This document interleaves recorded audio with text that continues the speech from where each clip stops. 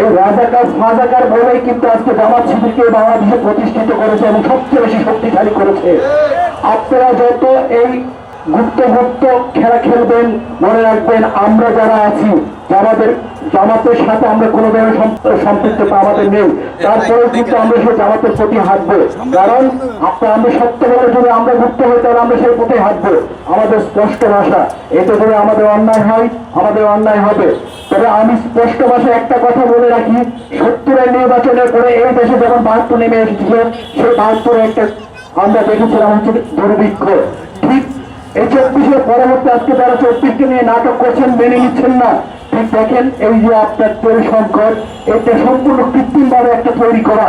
যারা গত 17 বছর আওয়ামী লীগের বিভিন্ন জায়গায় ছিলেন, তারা এই সরকারকে চাপে ফেলার জন্য, জনসম্মুখে প্রশ্নবিদ্ধ করার জন্য তারা এখন সিন্ডিকেট করে বিভিন্ন জায়গায় এই আপনার ধরুন এসে মজুত করছে। আর এত বিভাগে পড়ছে হচ্ছে সরকার। এটা ঠেসাও দিতে হবে সরকার। আরেকটা জিনিস হচ্ছে হাম। এই আমাদের দেশে যে পরিমাণে হামের প্রাদুর্ভাব বেড়েছে, এতে হচ্ছে অনেক শিশু অলরেডি মারা গেছে। এটাও একটা ভয়ঙ্কর অবস্থা দেখা দিচ্ছে দিনে দিনে। কিন্তু আমার আফসোস লাগে, এই যে আপনার লাইনে, দীর্ঘ একটা লাইনে দাঁড়িয়ে থেকে আপনার তেল সংগ্রহ করতে হচ্ছে, বিভিন্ন সময় বিভিন্ন জায়গায় আমাদের লাঞ্ছিত হতে হচ্ছে।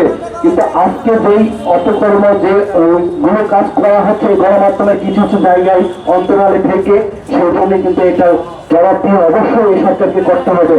এবং দেখবেন, আমাদের এই জুলাইকে যদি তারা কোনো রকম মূল্যায়ন না করে, তারাও কিন্তু আমি ভয় পাই যে 75 হয়েছিল 72 পরে এই বাংলাদেশে আবার সেই যেন 75 জন নেমে না আসে।